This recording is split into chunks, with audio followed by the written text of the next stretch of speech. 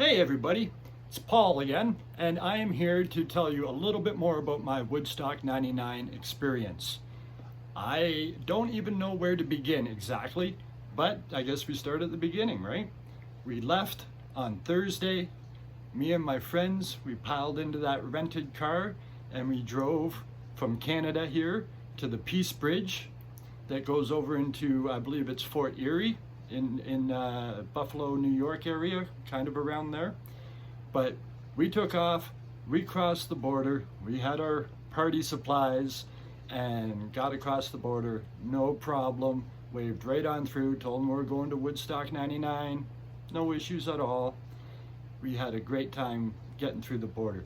It must have been like a 10-hour drive to get from where I'm living here in Ontario all the way down to Rome, New York. But I tell you, once we actually got to Rome, like around Rome and that, you could tell there was a festival going on.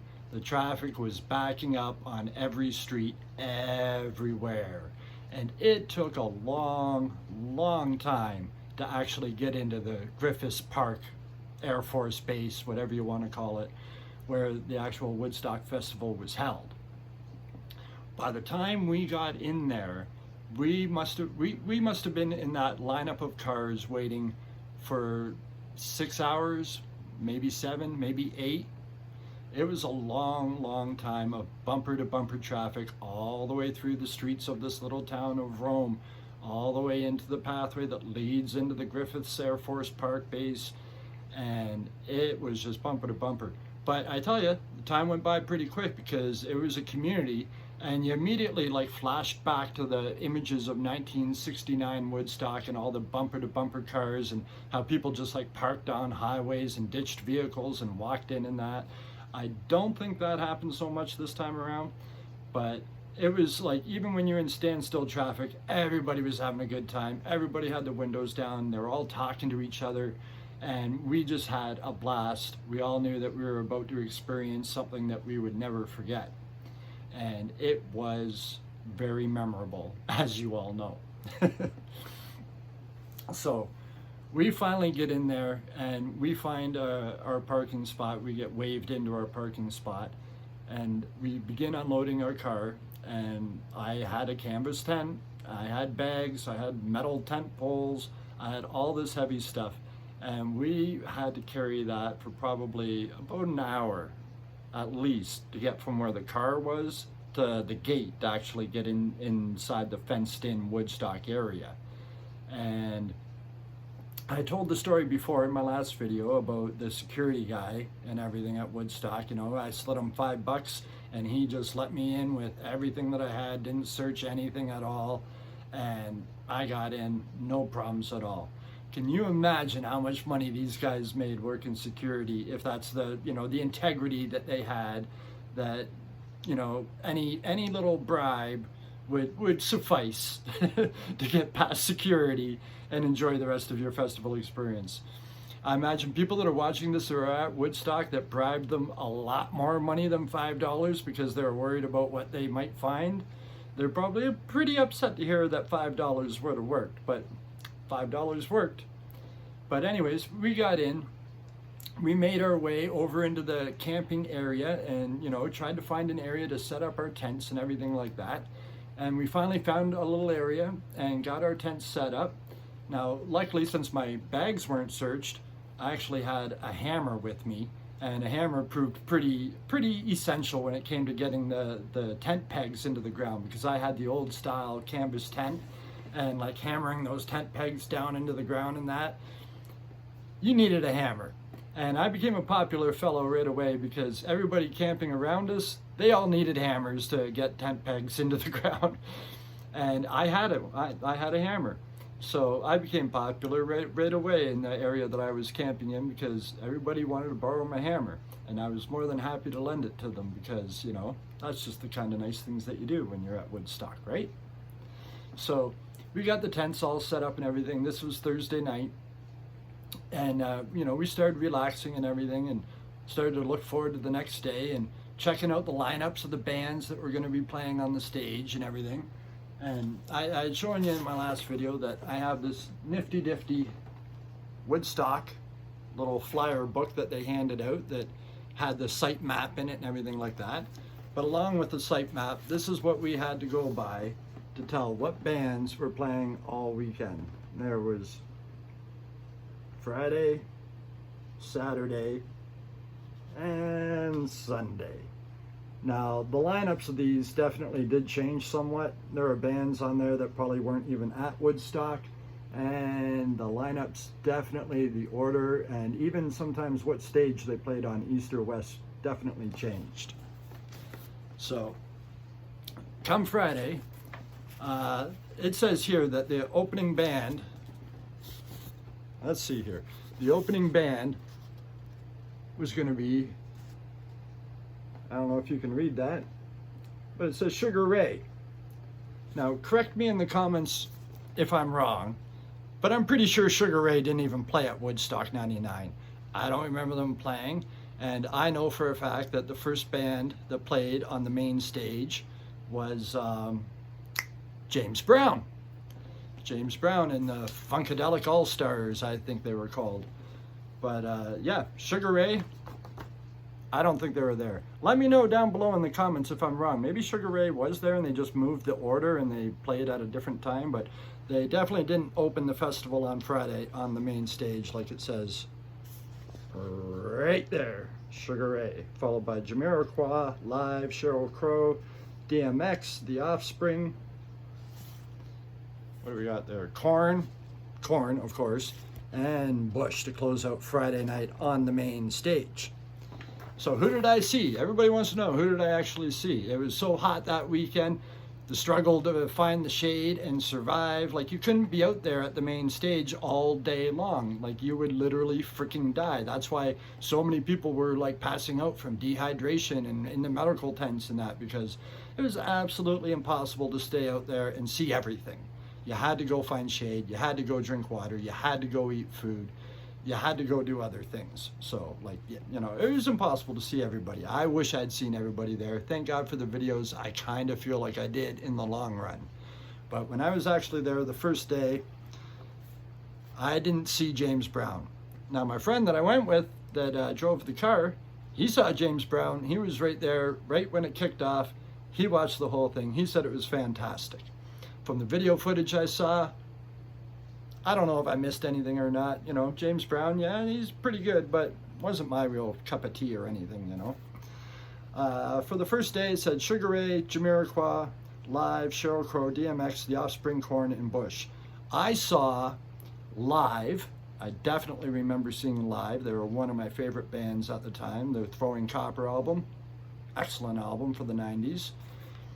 Live was an excellent show. In my previous video, in my pics, you'll notice a picture of the main stage on the round video screen off to the one side. Over on this side, you can clearly see the lead singer of Live in one or two of those photos.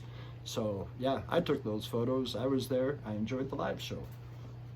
Sheryl Crow, when she came on, I'm pretty sure I took off to go get drinks or cool down or do whatever else. DMX, I wish I had seen it. I wasn't really into the whole rap thing at the time and that, but in retrospect now, and from seeing his performance at Woodstock, like, an amazing set that DMX had, but I didn't get to see it live at the time. Now, the last three that played, I was there. The Offspring, Korn, and Bush. How Bush followed up Korn, feel pretty bad for Gavin and all the guys that were in Bush.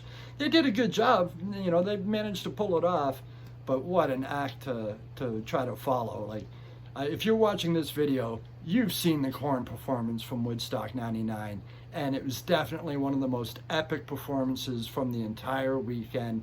The waves in the crowd, like when he started, like, it was just unbelievable. If you haven't seen it, I highly recommend to go on YouTube and look up Korn's performance from Woodstock 99.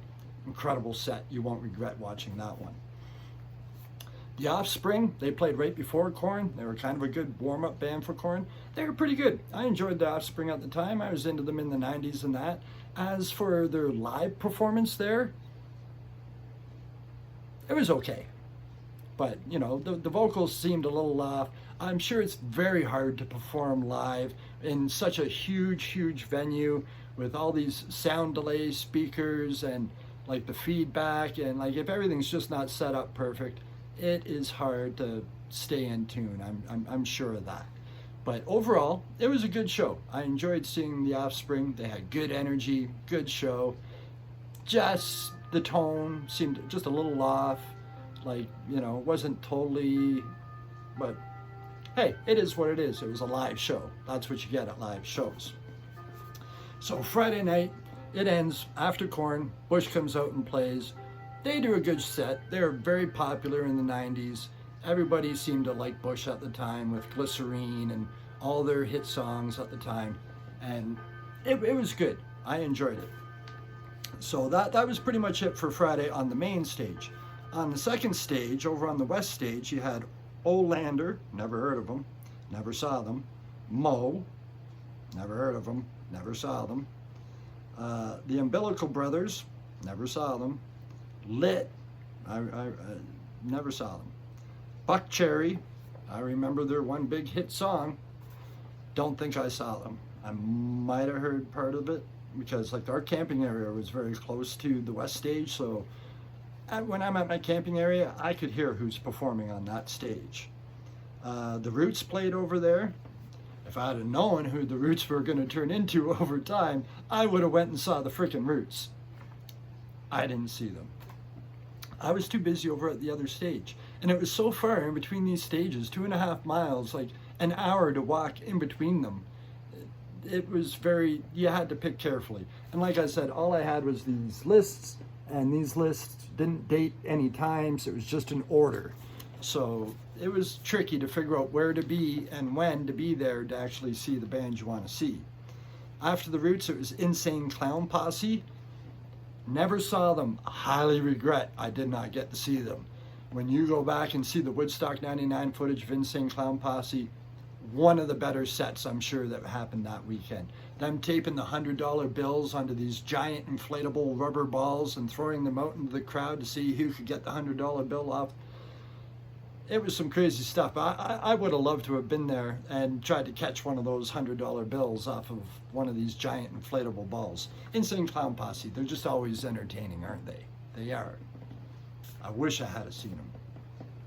The last band that was listed here was George Clinton, and I don't think George Clinton played on the West stage. I think he played on the Emerging Artist stage in the bunker. I might be wrong. I could totally be wrong because I didn't see it. So let me know down below in the comments if I'm completely wrong. What stage did George Clinton play on?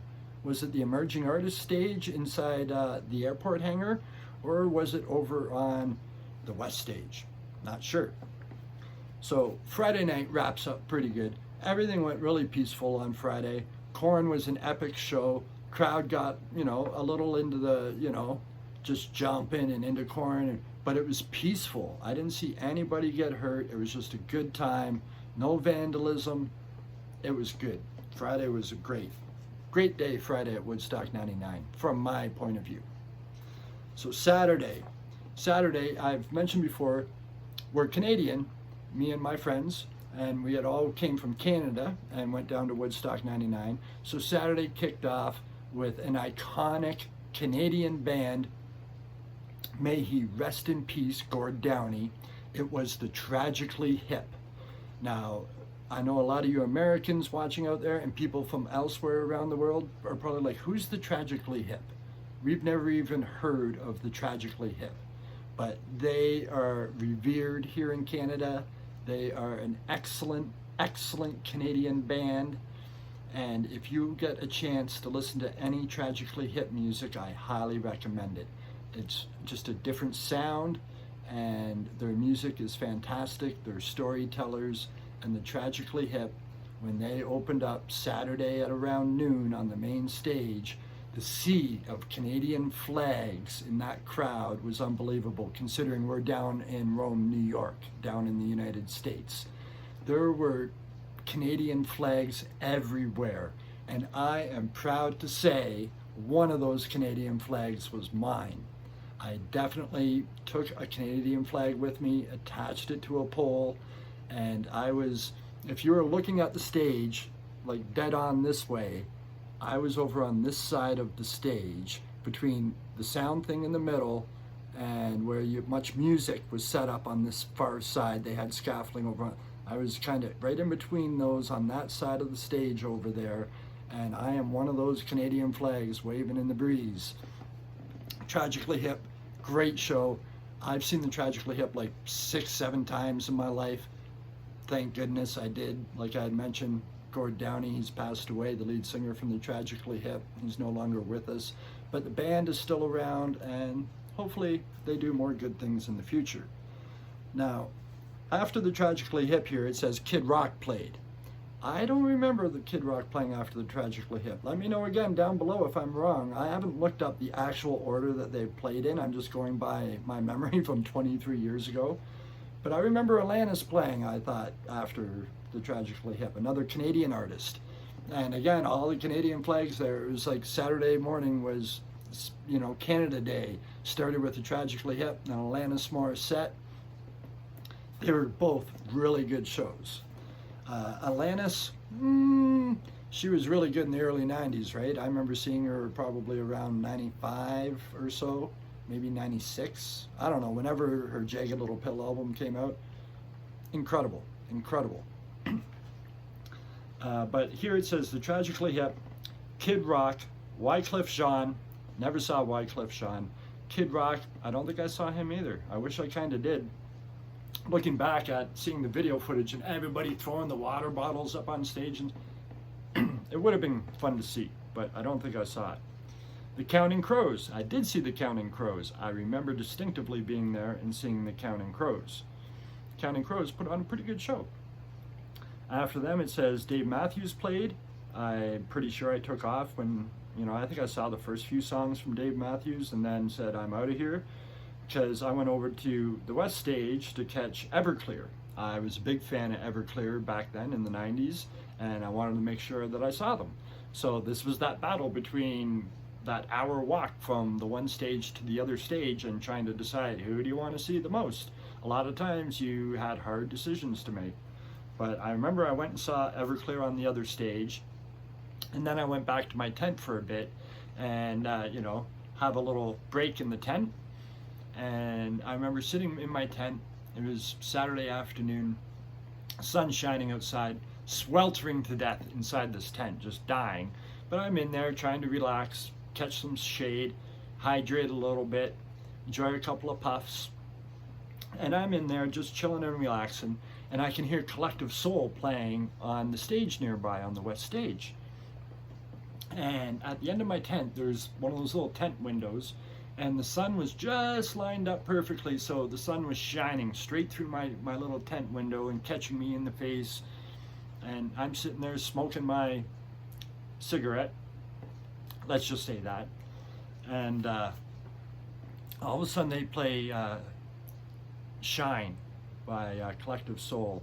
Heaven lets your light shine down on me, were the lyrics. And I'm sitting there smoking, and the sun's shining down on me through my window, and I'm listening to this song, and it had to have been the most surreal moment ever. So I was there by myself, and I was just thinking, wow, this is just one of those moments in life, and it was great. It was great. Didn't get to see Collective Soul in person, but I sure did enjoy listening to them in my tent. After Collective Soul, over on that stage, it said Los Lobos, Mickey Hart, and the Chemical Brothers. Again, I thought the Chemical Brothers played at the rave. Maybe not. Maybe they played on the West Stage. I don't know. Let me know. If you guys know, let me know in the comments down below. But yeah, back to the main stage. After I went and relaxed for a while, I decided I'm going to make it back to the main stage. And unfortunately, who did I miss? I missed Limp Bizkit. My friend Cliff, he was there. That's the guy who also took photos and drove the car down. He was at Limp Bizkit. He got to see that incredible show. And according to him, he was underneath that piece of plywood at the front of the stage that Fred Durst was on. He claims that he was underneath that, kind of holding it up, or at the edge of it, or something. I don't know. I haven't spotted him in any of the video footage, and the guy has got bright red hair, so he should be pretty easy to spot. I haven't seen him, but if you ask him to this day, he'll say he was there at Limp Bizkit. He was under that piece of plywood. I hope he was. I missed it. I was there for the last two bands, though, that were listed. Rage Against the Machine. Fantastic. Rage Against the Machine played an amazing set at Woodstock 99. I had never seen them live before. I really wanted to see them, and I thoroughly enjoyed it. There was one other time, I think it was after I had seen them at Woodstock, I got tickets to see Rage Against the Machine with the Beastie Boys. And it was going to be here in Ontario somewhere, some outdoor show or whatever, just a one-day kind of thing. And 2 weeks before the show, Mike D fell off his bike riding to rehearsal or from rehearsal down in New York City, something like that. And he broke his arm or his collarbone or something. Canceled the whole freaking tour. Never got to see Rage Against the Machine again. They ended up breaking up after that. And I was thinking, oh, I was so bummed, thinking, oh, I'm never going to get to see him again. But they're all back together these days, so you never know. Rage Against the Machine might be in my future again. But their show at Woodstock 99, it was really, really, really good. After them was Metallica. They closed out the main stage on Saturday night. Metallica, they're Metallica. They were freaking Metallica. They were great. They kept the crowds under control. You know, after the Limp Bizkit fiasco earlier in the day when all the plywood started coming off the sound tower in the middle, like everybody was worried about, you know, this crowd's getting too crazy, and it totally calmed down again after Limp Bizkit. They secured everything again, and I don't think that the Limp Bizkit incidents had anything to do with anything else that happened at Woodstock 99 on the negative side of things, because that all happened on Sunday. And how could a band that played Saturday influence how people are acting on Sunday? I don't know. But Fred Durst, if you ever watch this, brother, you did an excellent show. You did what you were supposed to do, and you don't deserve any blame for anything that happened at Woodstock 99. Nothing at all. You were an excellent dude, and you played an excellent set, and you got that crowd just jumping and pumping, and they... What more can I say? Everybody knows Limp Bizkit was great, and I frickin' missed it. What more can I say about that? But yeah, Metallica closed out the set, and I remembered probably about 3/4 of the way through their set, maybe halfway, 3/4 of the way, it started to rain a little bit. And there hadn't been rain all weekend, and the sun had gone down at this point, and my tent's like an hour away, and I'm thinking, holy crap, if this starts to downpour, I'm gonna be in like soaking wet belongings and tents and sleeping bags for the next freaking 2 days. And I didn't want that. And I had seen Metallica before. So before their set ended is when that rain started to come down, I beelined it out of there. I started working my way out of that crowd and back to the tent area as fast as I can to secure my tent, make sure everything stayed dry. Now, lo and behold, it didn't rain very much. It rained a little teeny bit. No big storm. I should have stayed and enjoyed the rest of the show, but me just being a safety first kind of guy, you know, I'm always thinking ahead. I thought, you know, I don't want everything to be soaking wet all weekend. I gotta go back and make sure everything in my tent's locked up and sealed up and dry and stuff doesn't get wet. But I didn't miss too much. I probably maybe missed the last 4 or 5 songs, and I'd seen them before. So Metallica, they were great. They closed it out. They kept the crowds under control. There were no more issues at all. Now, walking around that weekend, trying to get food was a challenge. I didn't have a lot of money on me, and everything was so expensive.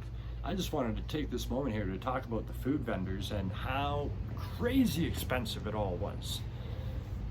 I ended up eating corn on the cob almost the entire weekend I was there. Why? Because corn on the cob was $1 a piece. So for $2, I could go and get 2 pieces of corn on the cob and munch that down, and that would fill the hunger gap, and I wasn't that hungry anymore. If you wanted a burger from somewhere, you're gonna pay $8, I think, for that burger. It was very overpriced. There was a little Subway stand somewhere. I remember going up to Subway, All they had was lettuce and cheese. That's what the guy told me behind the counter. All we got to put on the sub is lettuce and cheese. Ran out of everything else. We're still going to charge you $12 for a foot long in 1999 for lettuce and cheese. I don't think so. There was a pizza place. You see the pizza boxes all over the ground at Woodstock 99, especially when you're up in that vendor area. You can just see them everywhere. You can hardly see the grass through the freaking pizza boxes. They were selling a plain medium cheese pizza, a 12-inch cheese pizza with no toppings on it, and I believe it was $12 US in 1999. And I mean, it was skimpy on the cheese. It was just, you know, your bread, sauce, and a little bit of cheese on it for $12 for 8 crappy little slices. It was such a ripoff. $2, 2 pieces of corn on the cob. I ate that quite a bit that weekend. You know, what else could you do? The food was so expensive. And all the drinks, $4 US. Didn't matter if it was a bottle of water, a bottle of pop. Didn't matter what it was $4 US was the minimum lowest price you were going to find for a drink there. So all of this is what led into the, you know, the hostilities that came on Sunday and that, you know, between everybody being like heat stroke through the crazy sun and heat all weekend trying to survive, not to mention all the people that were drinking and on drugs, and feeling incredibly gouged and ripped off by all these vendors selling subpar food products at outrageously overpriced. Like, we all know that when we go to music festivals, we're gonna pay more money because we're at a music festival. I get that, I understand that. Their prices were way too high, way too high. You can mark them up, but like, that was crazy for 1999. And I was coming from Canada, and the exchange rates and everything, that $4 US bottle of water cost me $6 in Canadian money by the time you did the exchange rate. So I'm paying $6 for every drink. And I only had like $200 Canadian that I exchanged into American, that I had like maybe 140 bucks American or something like that. It was tough to make it stretch, but we made it stretch.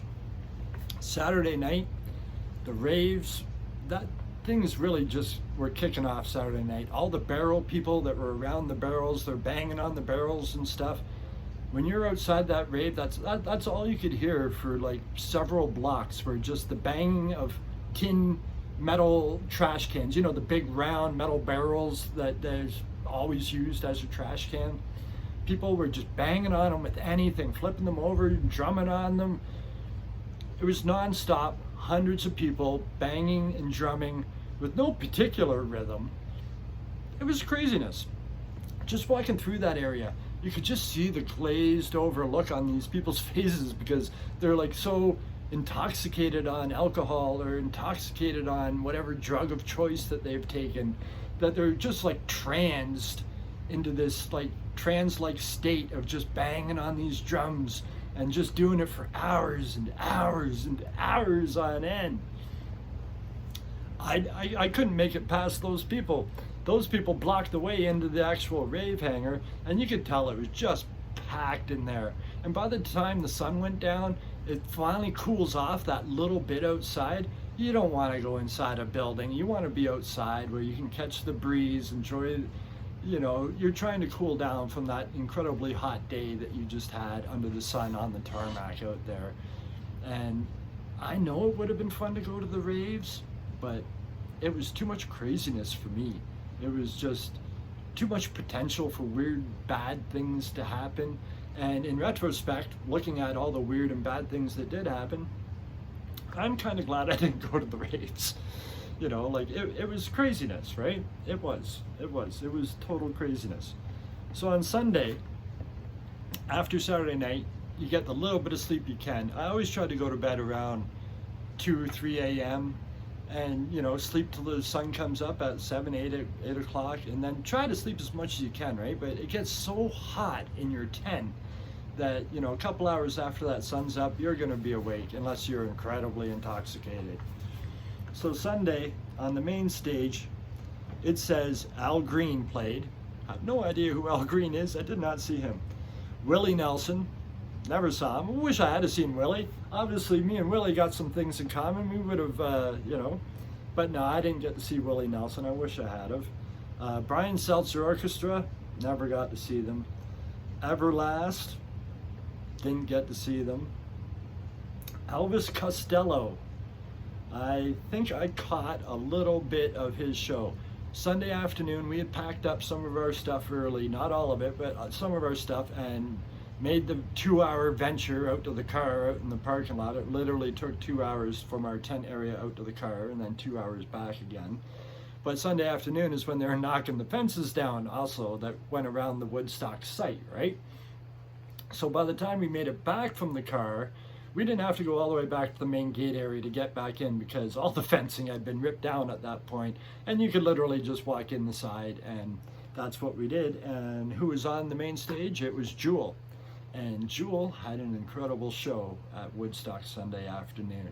The wind picked up. You can see on the stage they had lowered those banners that were on that big giant scaffolding stage because the wind was picking up and they didn't want any hassles.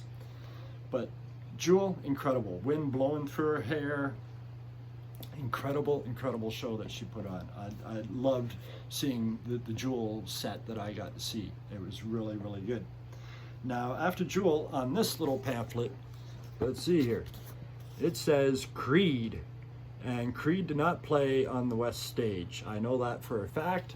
Creed played over on the, or they did play on the West Stage. They didn't play on the main stage. It has them listed here on the main stage after Jewel. I don't remember what the actual order was, but I know that this is wrong. Creed definitely played over on the West Stage, and I remember that because I got photos over there, or my friend Cliff got photos over there. He caught part of that show. I didn't get to see Creed. But who did Creed bring out on stage with them? Robbie Krieger from The Doors. That would have been freaking epic. If you go back and watch my last video in my slideshow in my picture collection, you'll see a close-up shot of a monitor screen that has Robbie Krieger playing his guitar on it. And that's where he was playing with Creed. They came out and they covered a couple of Doors songs. So it was pretty epic. You would have got to see Robbie Krieger playing Doors music at Woodstock. It was epic. But I didn't get to see it. That's just the way it goes, right? And then after Creed, it lists the Red Hot Chili Peppers. I definitely saw the Red Hot Chili Peppers on the main stage Sunday night. Talked all about it in my last video. Excellent performance, excellent show. Flea with his third leg, and yeah, the guys out there on the stage butt naked. Pretty memorable. Blue hair, butt naked, Flea. Giant video screen on the side of the stage with his image on it, like you needed to see that up close. But excellent show by the Red Hot Chili Peppers. On the West Stage, which is like the secondary stage, it had listed for Sunday Mike Ness. I have no idea who he was, never saw him. Our Lady Peace, great Canadian band, definitely saw them. That's why I didn't see half these other ones on the main stage that day.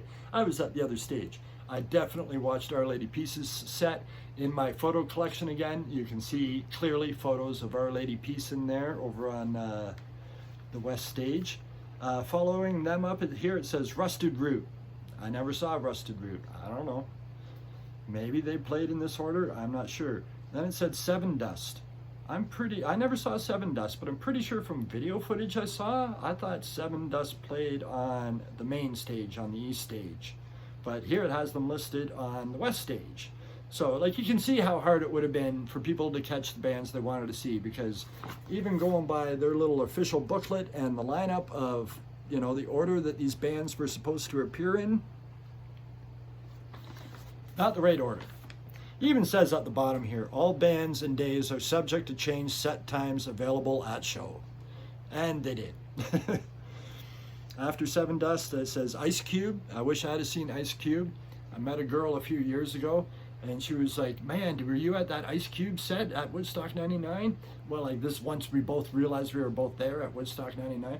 I'm like, nah, I totally missed it. She's like, man, you gotta look it up online. You'll see me sitting on my boyfriend or whatever guy she was with, sitting on his shoulders at the time. She's right up at the front of the stage, completely topless. And sure enough, I went back and watched the Ice Cube show, and there she is, just jiggling away, having a great time, immortalized forever when you watch Woodstock 99, Ice Cube's performance. This girl I know, her name was Connie. She was definitely, the camera focused in on girls that were topless. So she was immortalized in the Woodstock 99 footage, absolutely, for sure. After Ice Cube, it was Godsmack. I believe I did catch a bit of Godsmack. I think I recall seeing them. And then Megadeth. And that was the big choice on Sunday was, do you want to see Megadeth as the last band playing on the second stage or Red Hot Chili Peppers on the first stage? That was a big toss-up for a lot of people. But I chose Chili Peppers. I was definitely more into the Chili Peppers music. I like Megadeth. If it had been anybody else that they were up against, I probably would have went and watched Megadeth instead. But I went and saw the Peppers. So all you people out there wondering what bands did I see, those were the bands that I saw. Over on this other page is everybody that played on the emerging artist stage. There are a lot of bands. I don't recognize the majority of them, but there are a few on here that are noteworthy. Like on Sunday, it says Muse played. Muse, I know who they are now. That would have been an awesome one to see. Another good Canadian band that was on the emerging artist stage was Big Sugar. Big Sugar, I've seen them perform in concert here around my town before.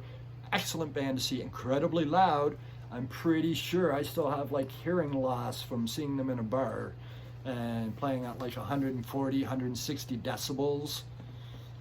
Should have had hearing protection for that one, but I didn't. But there were a lot of bands that played on the emerging artist stage, but I don't recognize the majority of those names at all. Those are the ones that I recognize that played on the emerging artist stage. But overall, like, people want to focus on the negative with Woodstock 99. It was a great weekend. It was hot. The porta potty situation, we've all talked about that. That was really, really bad. They needed to have all that under control. So there were a lot of bad things that happened. The overpricing with the food, the porta potty situation, the lack of security. It was all pretty bad. But like overall, it felt like a rite of passage to me because it was a challenge. It was hard being there in the heat, trying to see the bands you wanted to see, trying to walk the 2.5 miles in between stages or from the main stage back to the camping area. It was hard, but looking back at it with my rose-colored glasses, best freaking time ever. It was absolutely a great time. It was a rite of passage, and I will never regret going to Woodstock 99. Now, in my previous video, I had a few negative comments about people talking about the negative, bad things that happened at Woodstock. And all I could say is I didn't see any of the bad issues that happened to women. And we all know what I'm talking about. And I didn't see any of that personally with my own eyes. If I did, I would have said something. I would have found security. I would have personally intervened. I would have done something. Of course, who wouldn't? But this was like a massive, massive city filled with 300,000 or 400,000 people, and you know, bad things are going to happen, and that's just the way it's going to go at any of these events like that. But I didn't have anything to do with it, and I don't appreciate people putting, you know, bad comments on my video saying, I'm glad that you had a really good time there, but what about all these other people? Give me a break. Everybody had their own experience there at Woodstock 99, and for the most part, the majority of people had positive experiences. It was tough with the heat, it was tough with the vendors, it was tough with the porta potties. It was, you know, it had its challenges, but overall, it was a good time. And if you've watched all the way through this video, I have to thank you personally once again for listening to me just ramble on about Woodstock 99 and all the craziness that happened there. And I hope that you might do this right here. that would mean a lot to me personally. You know, trying to hit that 1,000 mark for these, it's hard. So if you can just click that button there, it'd be much appreciated. All right, if you want to hear more stories from Woodstock 99, let me know down in the comments below what you would like to hear more specifically about, and I can try to address that in another video. But until then, peace out, guys.